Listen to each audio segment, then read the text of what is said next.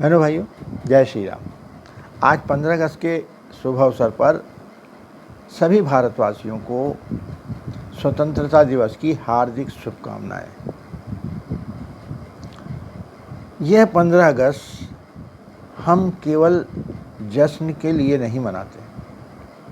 यह 15 दिवस मनाने का एक उद्देश्य यह भी है कि हम अपने उन सभी स्वतंत्रता संग्राम के सेनानियों का स्मरण करें और उन्हें अपनी श्रद्धांजलि दें, जिनके प्रयासों से आज हम आज़ाद भारत में सांस ले रहे हैं।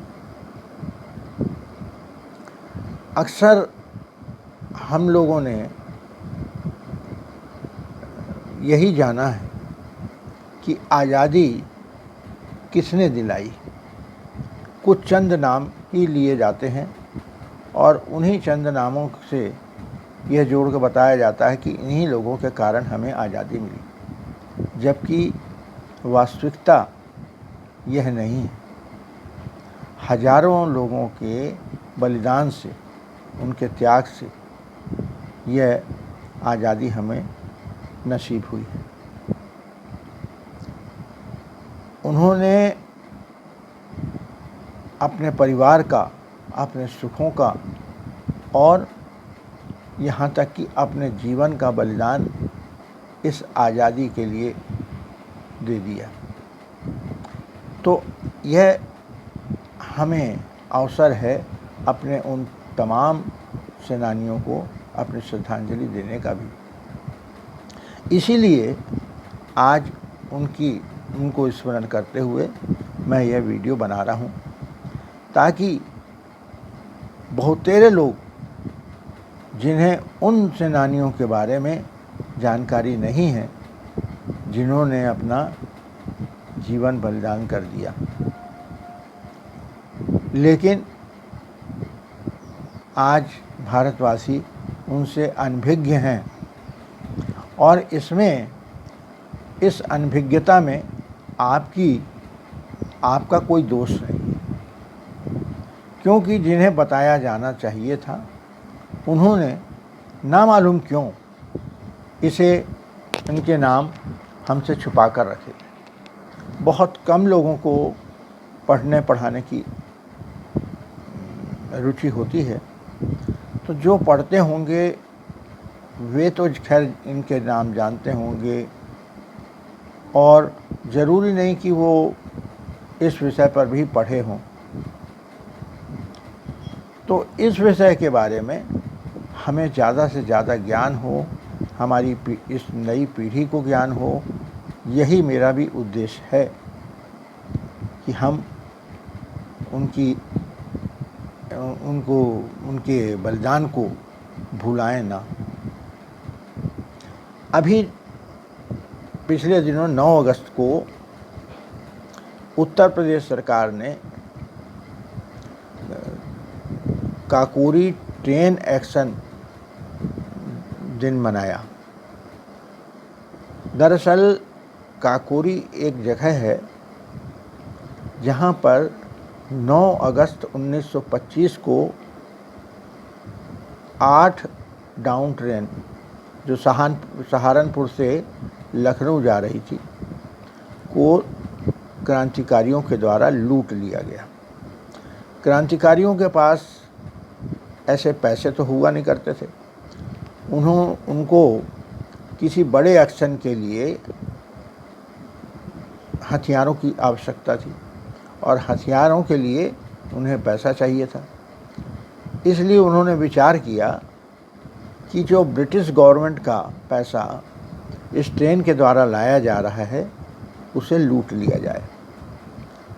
और यह काम हुआ काकोरी स्टेशन के समीप, इसलिए यह काकोरी कांड के नाम से प्रसिद्ध हुआ।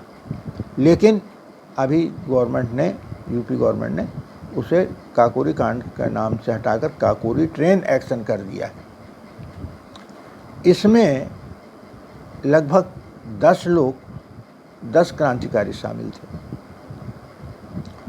और इनके इसकी जो रूपरेखा बनाई थी, इसका जो इनके जो कमांडर थे वो थे पंडित राम प्रसाद बिस्मिल। उनके साथ थे अशफाकुल्ला खान, रोशन सिंह ठाकुर, राजेंद्र लाहिड़ी, सचिंद्र नाथ सन्याल, मनमथ नाथ गुप्त और सबसे छोटे कम आयु के थे चंद्रशेखर आज़ाद। इसमें से अधिकांशतः तो कुछ समय बाद पकड़ लिए गए। इस लूट में जो इनको पैसे प्राप्त हुए वो थे 8,000 रुपये, और इस लूट को अंजाम देते हुए गलती से एक यात्री की हत्या हो गई गोली चलने से। यद्यपि इन लोगों का उद्देश्य किसी की हत्या करना नहीं था और यह ताकीद कर दी गई थी कि किसी प्रकार भी स्थिति में गोली नहीं चलाई जाएगी, लेकिन परिस्थितियां अचानक ऐसी बन पड़ी कि गोली चली और उसमें एक यात्री की मृत्यु हो गई। इसमें से जो बचे रह गए थे वो थे चंद्रशेखर आज़ाद। उनमें जो जब पकड़े गए तो उन पर मुकदमा चला और जगत नारायण मुल्ला जो एक शायर भी थे, एक बहुत बड़े वकील थे, वो सरकारी वकील थे, उन्होंने इस केस को लड़ा और राम प्रसाद बिस्मिल ने कहा कि मैं अपना केस खुद लड़ूंगा। तो इसी समय पर जगत नारायण मुल्ला ने गलती से मुलजिमान की जगह मुलाजिम बोल दिया। तो इस पर बहुत करारी टिप्पणी करते हुए पंडित राम प्रसाद बिस्मिल ने एक उनको शेर सुनाया कि हम तो लहरों को पलट देते हैं, समुद्र की लहरों को पलट देते हैं, हम तो आंधियों में भी चिराग जला देते हैं, और आप हमको मुलाजिम कह रहे हैं। मुलाजिम तो आप हैं जो आप पैसे के लिए ये नौकरी कर रहे हैं सरकारी वकील की। तो जगत नारायण मुल्ला पानी पानी हो गए और उसके बाद उन्होंने पेशकश की कि भाई मैं नहीं लड़ता। किसी तरह उनको बनाया गया, लेकिन राम प्रसाद बिस्मिल को मना कर दिया गया कि आप अपना केस नहीं लड़ सकते। तो उन्होंने एक लिखित रिटन स्टेटमेंट दिया 78 पेज का, तो भी उसको कोर्ट ने नहीं माना और एक वकील नियुक्त कर दिया। ऐसा कहा जाता है कि यदि राम प्रसाद बिस्मिल खुद अपना केस लड़ते तो शायद जीत जाते। तो इस केस के दौरान उस समय गोविंद वल्लभ पंत भी एक बहुत बड़े वकील माने जाते थे। क्रांतिकारियों ने, उनके परिजनों ने भी उनसे कांटेक्ट किया कि भाई आप क्रांतिकारियों का केस लड़ लीजिए। तो उन्होंने कुछ सोचकर मना कर दिया कि उनको उतनी फीस नहीं मिल पाएगी। लेकिन जब क्रांतिकारियों को जेल से ले जाया जा रहा था तब उन्होंने देखा कि चारों तरफ, सड़क के दोनों तरफ भयानक भीड़ उनके जय जयकार कर रही है। तब उनको लगा कि अरे इससे तो मुझको पॉपुलरिटी मिलेगी, तो मेरे को कर लेना चाहिए। तो उन्होंने अभी अपना नाम डलवा दिया कि मैं भी केस लड़ूंगा। इस तरह से करीब 8-10 वकील क्रांतिकारियों की तरफ से थे, लेकिन इन अभियुक्तों में से 4 को फांसी हुई। पंडित राम प्रसाद बिस्मिल, उनके छोटे भाई जैसे अशफाकुल्ला खान, रोशन सिंह ठाकुर और राजेंद्र लाहिड़ी। सचिंद्र नाथ सान्याल ने भविष्य में क्रांतिकारी गतिविधियों में शामिल ना होने की अपील की थी, इसलिए उनकी सज़ा आजीवन कारावास में बदल गई और अधिकांश लोगों को 10 साल से लेकर कम से कम 4 साल की सज़ा हुई। एक की सज़ा तो उसकी हैंडराइटिंग के कारण 1 साल कम कर दी गई। 5 साल सज़ा हुई थी और लेकिन उसकी हैंडराइटिंग देखकर उसकी 1 साल सज़ा कम हो गई, 4 साल हो गई। लेकिन चंद्रशेखर आज़ाद अछूते रहे, वो आज़ाद थे, आज़ाद ही रहे। चंद्रशेखर आज़ाद मध्य प्रदेश के झाबुआ ज़िले में उन्होंने जन्म लिया। उनकी माता थी जगरानी देवी और पिता थे पंडित सीताराम तिवारी। बहुत दयनीय स्थिति थी परिवार की कि उनके पास रोज़गार कोई था नहीं। बहुत मुश्किल से उनको 2 वक्त की रोटी मिल पाती थी। ऐसे ही एक दिवाली के दिन जब सारे बच्चे गांव के पटाखे चला रहे थे तो ये बच्चा चंद्रशेखर खड़ा खड़ा दूर से देख रहा था। उसके पास ये तो दिए जलाने के लिए पैसे नहीं थे, तो उसने एक बच्चे को देखा कि वो महताब होती है ना, एक माचिस जो रंगीन माचिस होती है, लाल हरी जलती है, तो उसको जलाने में वो डर रहा था। उसने बोला, अरे तुम इतना क्यों डरते, दिखाओ करके। उसने लिया एक साथ चंद्रशेखर ने और एक साथ 10-20 माचिस को एक साथ जलाई, तो उसमें उनके हाथ जल गए। हाथ जल गए तो वो जंगल भाग गया कि कहीं अब मेरे को पिताजी पिटाई करेंगे। तो ऐसे साहसी बालक था चंद्रशेखर। अब जब वो काशी विद्यापीठ आ गए थे, संस्कृत की पढ़ाई कर रहे थे काशी विद्यापीठ में, तो इसी बीच में गांधी जी का आंदोलन शुरू हुआ। तो उस आंदोलन में चंद्रशेखर आज़ाद भी कूद पड़े, भीड़ के साथ चले गए जुलूस में। उस समय उनकी उम्र केवल 15 वर्ष थी और वो ब्रिटिश पुलिस के द्वारा पकड़ लिए गए। तो जब कोर्ट में उनसे पूछा गया कि तुम्हारा नाम क्या है, तो उन्होंने जज को उत्तर दिया, आज़ाद। बोले, तुम्हारे पिता का नाम क्या है? तो बोले, स्वतंत्र। तुम्हारी माँ कौन है? बोले, भारत माता। ये सुनकर जज चिढ़ गया और उसने बच्चा जानते हुए भी 15 बेंत लगाए जाने की सज़ा सुना दी। एक बेंत भी काफ़ी होती है एक वयस्क के लिए, जो उस समय ब्रिटिश के पुलिसिए मारते थे, पूरी चमड़ी उधेड़ के रख देते।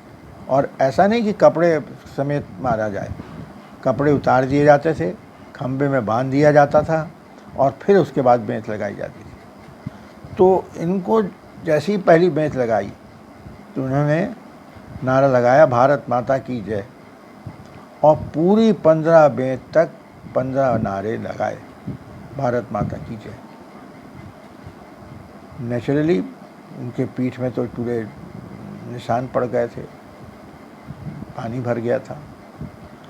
तो उसके बाद वहाँ के लोगों ने जुलूस निकाला, वो हीरो बन गए थे। और जुलूस एक सभा के रूप में विसर्जित हुआ। सभा में आज़ाद को खड़ा किया गया स्टेज पर। तब आज़ाद ने कहा कि आज तो मुझको पुलिस ने गिरफ्तार कर ली, इस ब्रिटिश पुलिस ने, लेकिन आज के बाद मैं शपथ लेता हूँ कि आज के बाद ये आज़ाद ही रहेगा और कभी भी इनके हाथ में कैद नहीं होगा। धीरे धीरे वो क्रांतिकारियों का जो दल टूट गया था, HRA, हिंदुस्तान रिपब्लिकन आर्मी, उसको एक नया नाम देकर इन लोगों ने हिस्प्रस नाम दिया और उसमें और भी लोग जुड़ते चले गए। भगत सिंह, सुखदेव, राजगुरु, बंगाल से भी दत्त, ये बटुकेश्वर दत्त, इस तरह से सब तरह के लोग उसमें जुड़े और चंद्रशेखर आज़ाद उसकी भूमिका उनमें उनके एक कमांडर की थी, वो इसका संचालन करते थे, वो आदेश दिया करते थे और उन्हीं के आदेश के अनुरूप पूरा दल काम करता था। ज़्यादा बिना पढ़ा लिखा इंसान, मगर कद तो ज़्यादा नहीं था, लेकिन हृष्ट पुष्ट शरीर था, सुगठित शरीर था और उनका एक ही शौक़ था, निशानेबाजी। और उनके पास केवल और केवल यही था कि हमको देश को आज़ाद करना है।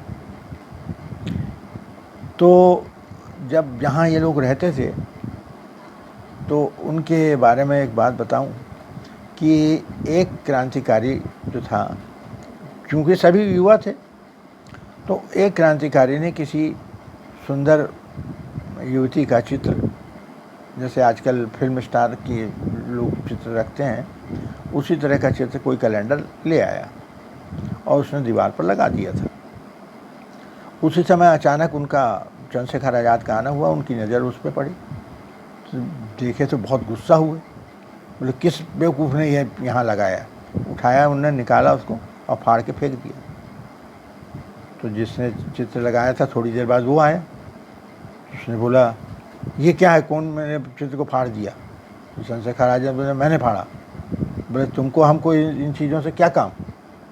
बोले वाह इतना सुंदर चित्र था, कोई सुंदरता से हमको क्या मतलब है, हमको सुंदर असुंदर से कोई मतलब नहीं, हमारा एक ही उद्देश्य है देश को आज़ाद कराना। तो बोले वाह ऐसे सब सुंदर चीज़ों को तोड़ डालोगे, ताजमहल तोड़ डालोगे। बोले हाँ तोड़ देंगे, और फिर वो हंस दिए। तो इस तरीके से चंद्रशेखर आज़ाद, एक बार उनके एक दल के सदस्य जो चंदा इकट्ठा करने गए थे, लौटते समय चंद्रशेखर आज़ाद के घर की ओर चले गए। तो उन्होंने देखा कि उनकी माँ बहुत बीमार हैं, उनके पास खाने पीने के लिए भी पर्याप्त कुछ नहीं है। तो उनके मन में एक बार हुआ कि मैं जो अभी पैसा इकट्ठा हुआ है उसमें से कुछ उनको दे दूं। लेकिन बाद में उन्होंने सोचा कि कहीं चंद्रशेखर आज़ाद नाराज़ ना हो जाएं, इसलिए उन्होंने नहीं दिया। लेकिन यह बात उन्होंने चंद्रशेखर आज़ाद से कही कि ऐसी ऐसी बात है, मेरी इच्छा हुई थी कि मैं पैसा।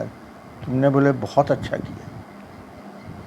बोले मेरे को अपनी भारत माता की चिंता है, मेरी माँ तो जीवित रह लेगी कैसे भी, मगर आज मेरी भारत माता को इन पैसों की ज़्यादा ज़रूरत है। तो ये चरित्र था उन चंद्रशेखर आज़ाद का। किसी बात पर जिस समय कुछ चंदा इकट्ठा करने गए थे चंद्रशेखर आज़ाद, तो किसी ने कहा कि आप नेहरू जी के पास भी चले जाइए। तो वो नेहरू जी के पास भी गए। तो और ये ही अवसर था, शायद भगत सिंह जी वगैरह को सजा जेल हो गई थी, तो उनको माफ़ी दिलाने के लिए भी उनसे बातचीत करनी थी। तो उस सिलसिले में जब वो गए तो वहाँ से लौटे तो बड़े गुस्से में आए, और क्योंकि अब वो ज़्यादा पढ़े लिखे नहीं थे, तो उनकी जो भाषा थी वो एक सामान्य व्यक्तियों की भाषा रहती थी। तो उन्होंने आते ही कहा साला हमको फासिस्ट बोलता है, यानी फांसीवादी बोलता है हमको। हम ये फासिज्म के लिए लड़ रहे हैं कि अपने देश को आज़ाद करने के लिए लड़ रहे हैं। ये क्या समझते हैं कि क्या अहिंसा के रास्ते देश आज़ाद हो जाएगा? अगर ऐसा होता तो कब की आज़ादी मिल जाती। तो ये चंद्रशेखर आज़ाद का चरित्र चित्रण था कि उन्होंने पैसे का उपयोग अपनी माँ के लिए भी नहीं करने दिया। तो एक समय उनके साथी छोड़ से कोई जो चंदा लेकर गए थे, सदाशिव मलकापुर, तो उन्होंने चंद्रशेखर आज़ाद से कहा था कि यदि बाय द वे कुछ ऐसी स्थिति आई तो आपकी माँ की देखभाल मैं करूँगा, ये आपसे मैं वचन देता हूँ और आपसे अनुमति चाहता हूँ। तो उन्होंने बोला था ठीक है तुम कर, मेरे बाद मान लो कुछ मेरे को हो जाता है तो तुम उनकी देखभाल तुम करना। और हुआ क्या कि चंद्रशेखर आज़ाद चंदा इकट्ठा करने के नाम से ही प्रयागराज गए थे, इलाहाबाद, और ऐसा कहा जाता है कि वो नेहरू जी से मिलकर आए थे, लेकिन उनको मारने के षड्यंत्र में जो वास्तविक बात कही जाती है वो ये है कि उसमें 2 लोग शामिल थे, जिसमें एक था वीरभद्र तिवारी, जो इन्हीं के दल का एक सदस्य था। और यह बात उस व्यक्ति ने बताई कि जिसने इस पूरे केस की छानबीन की, जो ब्रिटिश पुलिस में था और एक खुफिया अधिकारी के रूप में काम कर रहा था। उसने कहा कि वीरभद्र तिवारी को 200 रुपये महीने दिए जाते थे। 200 रुपये, सोचिए आप उस ज़माने में 200 रुपये की क्या कीमत रही होगी। आज की स्थिति में 200 रुपये तो कुछ नहीं है। तो उसमें वीरभद्र तिवारी और एक और, अभी मुझको याद नहीं आ रहा है नाम, वो 2 लोगों का उसने नाम बताया था कि ये 2 लोगों की मुखबिरी से चंद्रशेखर आज़ाद के बारे में पता चला कि वो अल्फ्रेड पार्क में है। आजकल उस पार्क का नाम बदल दिया गया है। तो वहाँ पर वो बैठे हुए थे अपने एक दोस्त के साथ। तो अचानक उसी समय मुखबिरों के द्वारा सूचना दिए जाने पर ब्रिटिश पुलिस पहुंच गई और चारों तरफ से उनको घेर लिया। तो उन्होंने अपने साथी को कहा कि तुम तो यहाँ से निकलो तुरंत, तुमको अभी यहाँ किसी ने मेरे साथ नहीं देखा है, ना पहचाना, तुम निकल जाओ। तो उसको किसी तरह भेजकर उन्होंने एक पेड़ की आड़ ले ली और वहाँ से गोलीबारी शुरू हुई। तो उनकी जो पहली गोली पड़ी वो नाट बाबर, जो वहाँ का पुलिस अधिकारी था, उसकी कलाई पर पड़ी, जिससे उसकी पिस्तौल छूट गई। तो वो नाट बाबर भी बोला कि वाह क्या निशाना है भाई।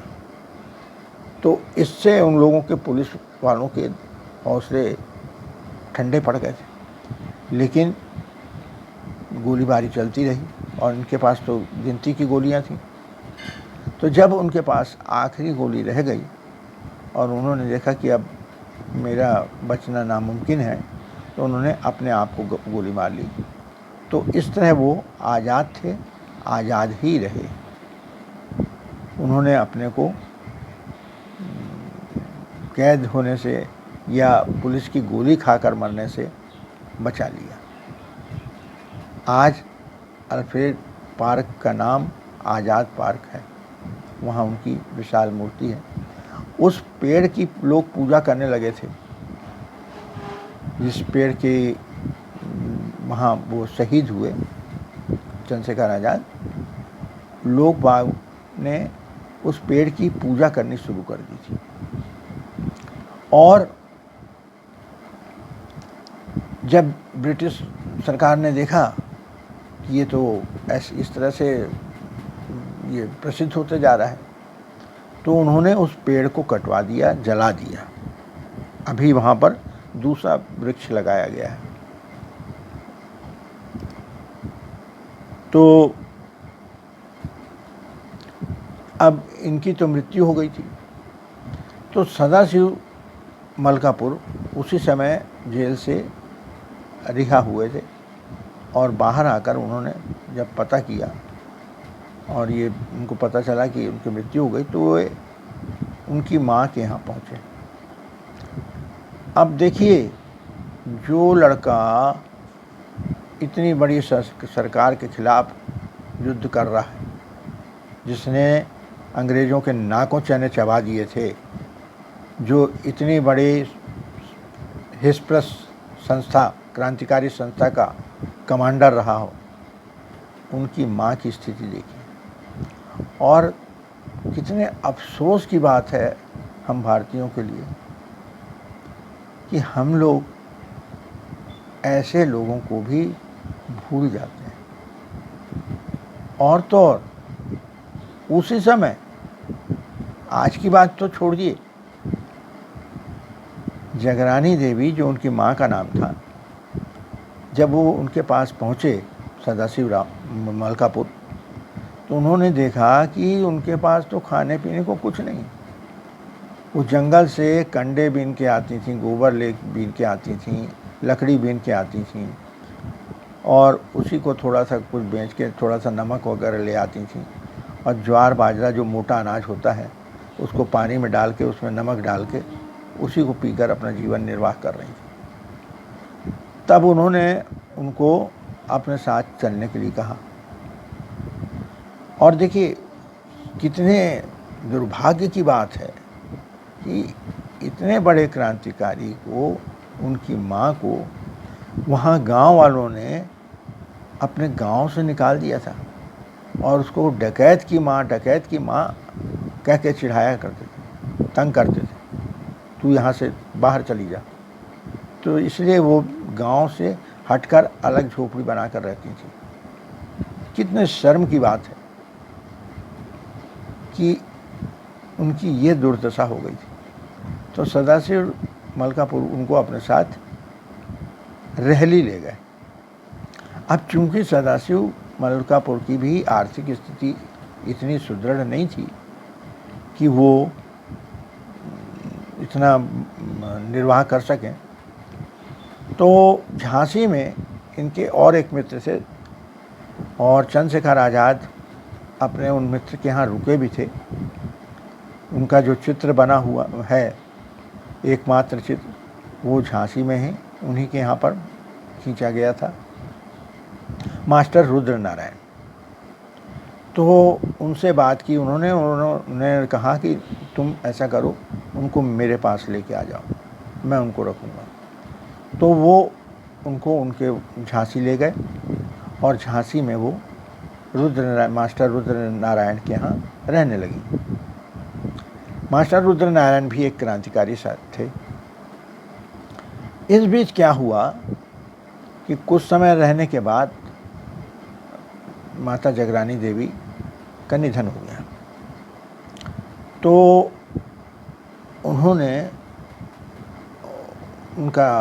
उन्होंने और सदाशिव मलकापुर ने उनको वहीं झांसी के स्मशान घाट में उनका अंत्येष्टि संस्कार किया। और उसके बाद उन लोगों ने सोचा क्यों ना जगरानी देवी जी की एक मूर्ति बनाकर स्थापित की जाए।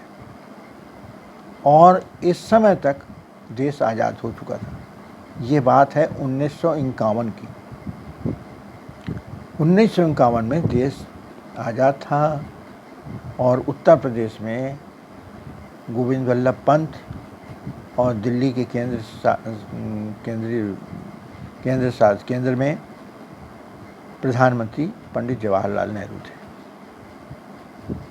अब देखिए, अंग्रेज़ों ने तो उनके साथ जो किया, यहाँ पर हम भारतवासियों ने क्या किया। भारतवासियों क्यों बोले, भारतवासी तो बेचारे मूर्ति बनाकर उनको स्थापित करने की कोशिश कर रहे थे। तो उन्होंने मूर्ति स्थापित करने की सोची, और जब इस बात का पता चला शासन प्रशासन को, तो उन्होंने आदेश दे दिया कि किसी तरह की भी मूर्ति स्थापित नहीं की जाएगी। बताइए, अंग्रेज़ों का ज़माना नहीं है ये हम हिंदुस्तानियों का शासन है। और जब उन्होंने जिद की और एक जुलूस की शक्ल में मूर्ति अपने कंधे पर लेकर आगे बढ़े, तो गोविंद वल्लभ पंत की सरकार ने वहाँ पर कर्फ्यू लगा दिया, कर्फ्यू लागू कर दिया। और उसके बाद पुलिस ने लाठीचार्ज की, मूर्ति को तोड़ दिया गया, गोली भी चली, उसमें करीब 4 लोग मारे भी गए, कई लोग घायल हुए और मूर्ति स्थापित नहीं हो सकी। अब आप सोचिए कि क्या कितनी शर्म की बात है, कितने दुख की बात है। अब क्या ये सुनने के बाद भी आप उस शासन को की वाहवाही करेंगे? क्यों क्यों ऐसा किया गया? वो इसलिए कि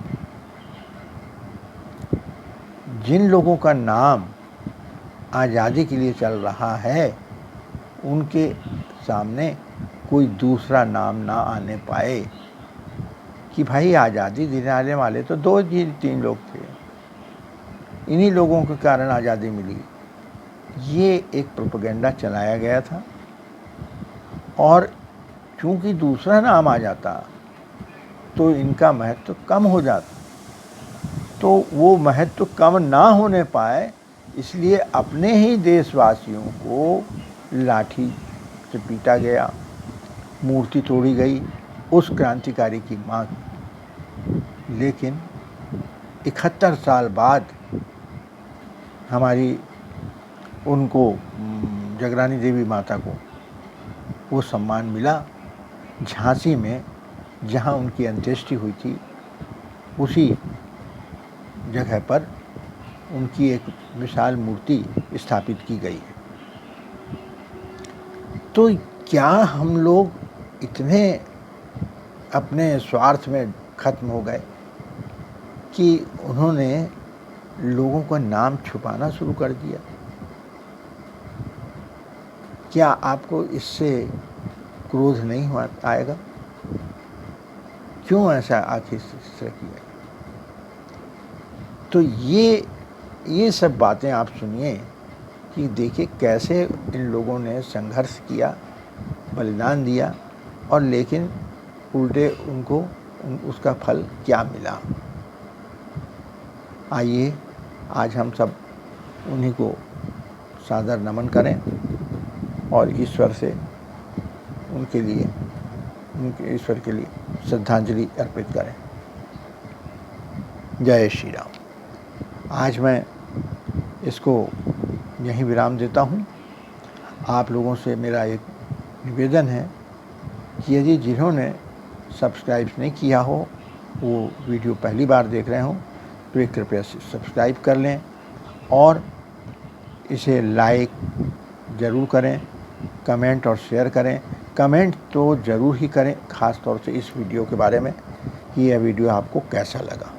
बहुत बहुत धन्यवाद। जय श्री राम।